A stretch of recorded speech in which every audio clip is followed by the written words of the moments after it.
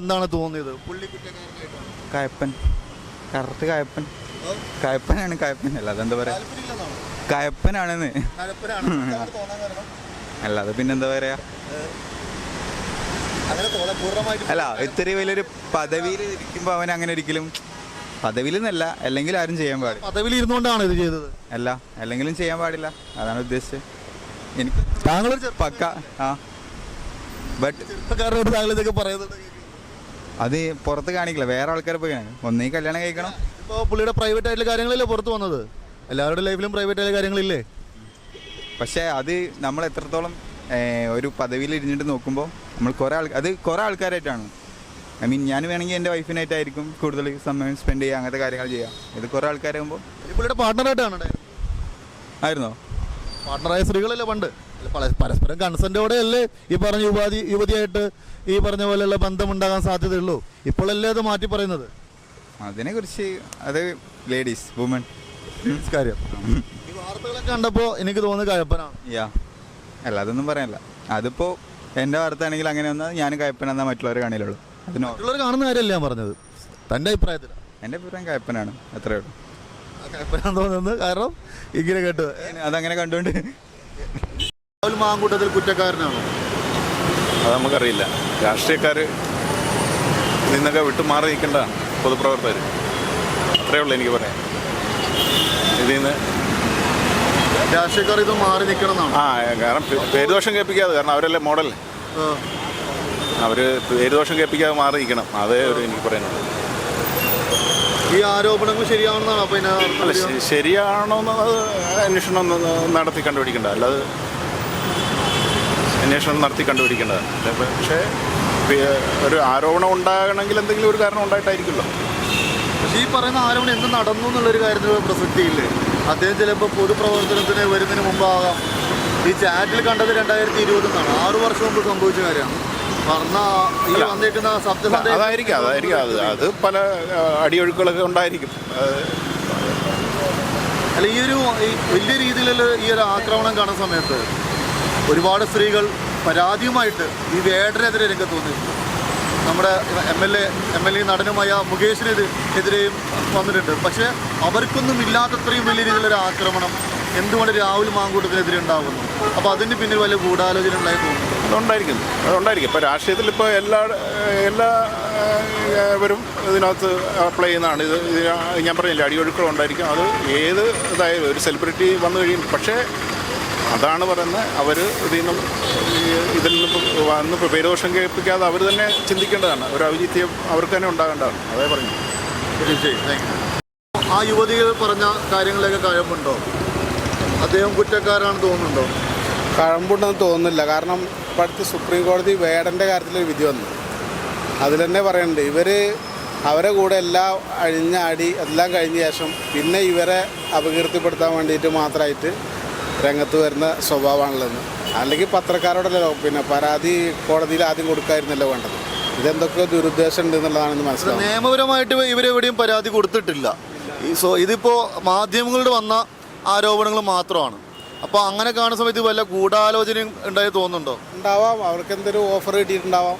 എന്താണെന്നുള്ളത് അവരെ പറയണം. ഇലക്ഷനൊക്കെ അടുക്കുന്നുള്ളത് കൊണ്ടുള്ള ഒരു നാടകമാണ്. തീർച്ചയായും ഇപ്പോഴത്തെ ടൈം അങ്ങനെയാണല്ലോ. പിന്നെ രാഹുൽ മാങ്കൂട്ടം എന്ന് പറഞ്ഞാൽ അത്രയും ശരവേഗത്തിൽ വളർന്നുകൊണ്ടിരിക്കുന്ന ഒരാൾ. അയാളെ ഒറ്റയടിക്ക് ഇല്ലാതാക്കാനുള്ള ഏറ്റവും നല്ല മാർഗം ഈ അപമാനിക്കൽ മാത്രമാണ്. എന്നും ഈ ഒരു സ്ത്രീ എന്ന് പറയുന്നത് ഈ പറയുന്ന പബ്ലിക് ഫിഗേഴ്സിനെ നശിപ്പിക്കുവാനുള്ള ഒരു ആയുധമായിട്ടാണ് എതിർപക്ഷത്തുള്ള രാഷ്ട്രീയക്കാരാണ് അടക്കം ഇത് ഉപയോഗിക്കാറുള്ളത്. അപ്പോൾ അങ്ങനെ വല്ല കളികളുണ്ടായിട്ട് തോന്നുന്നുണ്ടോ? ഉണ്ടാവാം.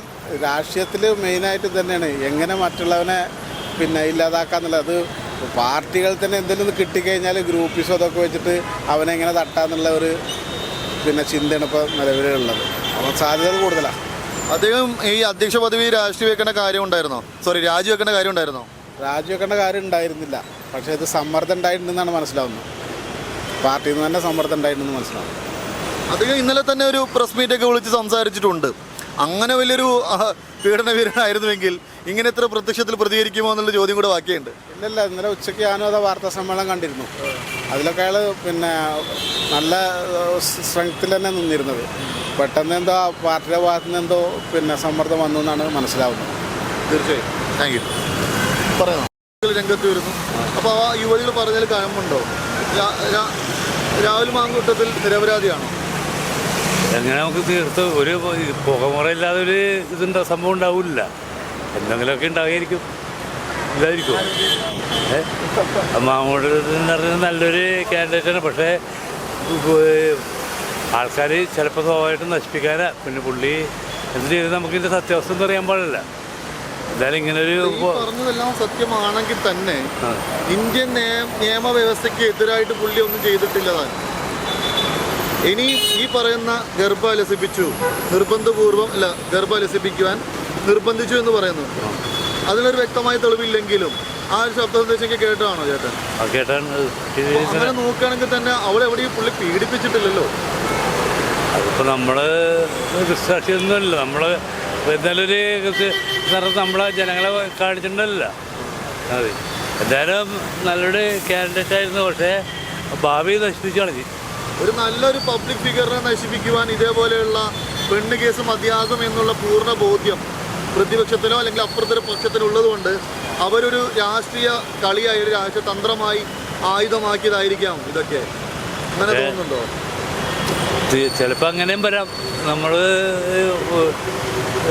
കോൺഗ്രസ് വേടനെതിരെ വരുന്ന സമയത്ത് കാണാത്ത നടനും MLA-യുമായ മുകേഷിനെതിരെ കാണാത്ത വലിയ രീതിയിലൊരു ആക്രമണമാണ് രാഹുൽ മാങ്കൂട്ടത്തിന് വരുന്നത്.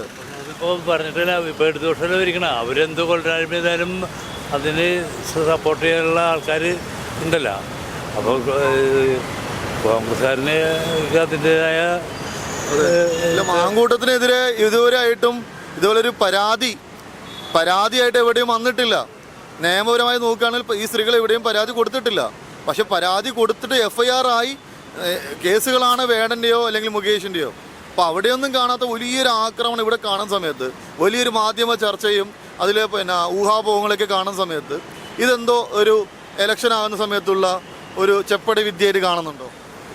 തീർച്ചയായിട്ടും അങ്ങനെ നമുക്ക് കാണാം. എന്ന് വെച്ചിട്ടുണ്ടെങ്കിൽ ഇപ്പോൾ വീണ്ടും ഇടതു വർഷത്തിന് ഭരിക്കണമെന്നുള്ള ആഗ്രഹക്കാരാണ് അവർ. അവരെന്ത് ഇത് ചെയ്താലും സമൂഹം ഏറ്റെടുക്കും.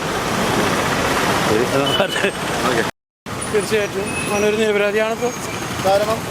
കാരണം ഈ മൊത്തത്തിലൊരു ജനപ്രതിനിധിയാണ്. എല്ലാം വാച്ച് ചെയ്തുകൊണ്ടിരിക്കുന്ന ജനങ്ങൾ ഒരു സംശയം. ഈ പറഞ്ഞ യുവതികൾ പറഞ്ഞതിലുള്ള കയമ്പുണ്ടോ? ഒരു കാമ്പുമില്ല.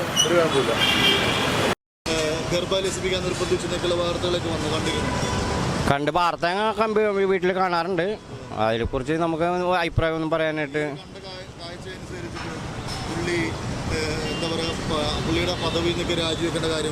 കോൺഗ്രസ് അല്ലേ? അയാൾക്ക് എന്താണെന്ന് അറിയില്ല. അയാൾക്ക് എന്തെങ്കിലും വേറെ പ്രശ്നങ്ങൾ എന്തെങ്കിലും ഉണ്ടാവും.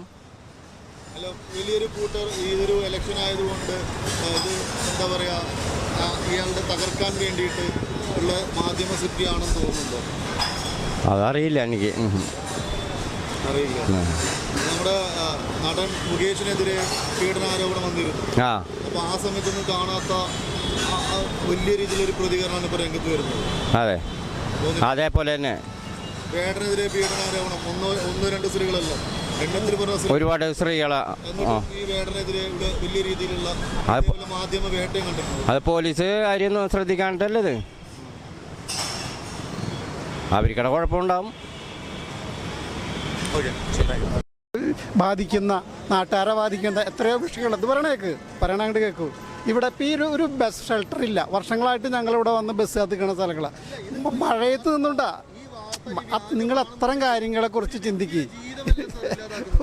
ഒരു വ്യക്തിയുടെ ജീവിതമല്ല. അതായത് ഇതിലൊരു വിഷയം ഉണ്ടാവുമ്പോൾ പുറകെ ആൾക്കാർ വന്നുകൊണ്ടിരിക്കുക. മീറ്റു അത് നമുക്ക് വിഷയമല്ലല്ലോ. ഇത്തരം നേതാക്കൾ നമുക്ക് നാടിന് ആവശ്യമില്ല. നാടിന് നല്ല നേതാക്കളല്ലേ വേണ്ടത്. അവർ വരട്ടെ. നല്ല നേതാവിന് വേണമെങ്കിൽ ഇതേപോലെ മോശക്കാരനാക്കി ചെയ്യാം. ശരി.